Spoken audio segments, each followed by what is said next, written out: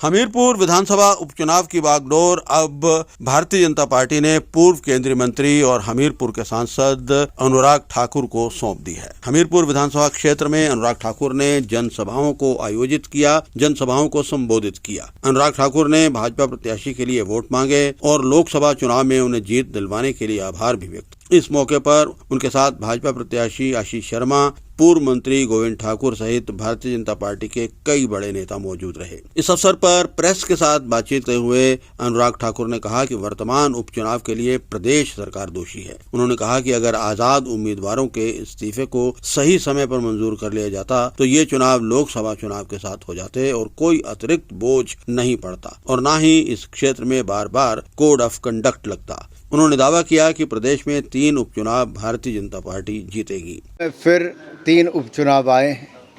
ये तीनों उपचुनाव लोकसभा के साथ हुए 6 उपचुनावों के साथ भी किए जा सकते थे, लेकिन कांग्रेस की मंशा पहले दिन से दिखती थी कि उनके मन में डर था चुनाव हारने का। तो तीनों विधायक जो इंडिपेंडेंट थे उनके उपचुनाव उन्होंने नहीं करवाए और अब फिर जनता के ऊपर एक बोझ कांग्रेस ने डाला है। जनता भी फ्री होती, सरकार भी फ्री होती और आज मॉडल कोड ऑफ कंडक्ट नहीं होता। लेकिन कांग्रेस को जो 18 महीनों में कोई काम नहीं किया उसका डर सता रहा था, जो वायदे किए वो पूरे नहीं किए उसका डर सता रहा था और ये लगता था कि जनता हर बार सवाल खड़ा करेगी और जवाब नहीं मिलेगा। लेकिन एक बार फिर आज आप देखिए जनता का समर्थन भारतीय जनता पार्टी को मिल रहा है।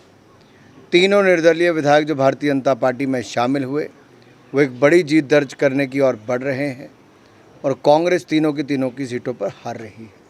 विश्व कप में भारत की जीत पर पूर्व केंद्रीय खेल मंत्री अनुराग ठाकुर ने कहा कि भारतीय टीम ने 140 करोड़ भारतीयों का दिल जीत लिया है, जिसके लिए वो बधाई के पात्र हैं। उन्होंने कहा कि इससे पहले भी हमने विश्व चैंपियन बनने के सपने देखे हैं और विश्व चैंपियनशिप हासिल भी की है। अब ये चौथा मौका है जब भारत विश्व चैंपियन बना है।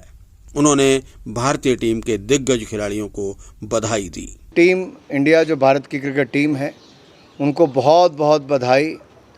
140 करोड़ भारतीयों को ये जो बड़ा जीत का तोहफा दिया है वो स्मरणीय है, यादगार है।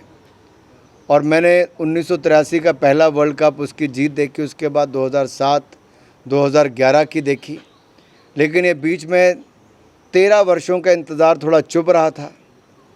पिछले ओडीआई में भी हम लोग फाइनल में पहुँचे लेकिन जीत नहीं पाए, लेकिन हमारे खिलाड़ी इस बार फाइनल में चूके नहीं, शानदार मैच जीता है। चाहे बैटिंग, बॉलिंग, फील्डिंग, हर तरफ शानदार प्रदर्शन किया। रोहित शर्मा को और उनकी सारी टीम को बहुत बहुत बधाई। और दोनों महान दिग्गज क्रिकेटर T20 से संन्यास ले रहे हैं, विराट कोहली और रोहित शर्मा। इन्होंने बहुत लंबे समय तक अपना योगदान भारतीय क्रिकेट के लिए दिया है। तो भारतीय क्रिकेट फैंस की ओर से और भारत की ओर से भी इन दोनों को जीवन के अगले जो भी ये काम करें, अगली यात्रा के लिए बहुत सारी शुभकामनाएं।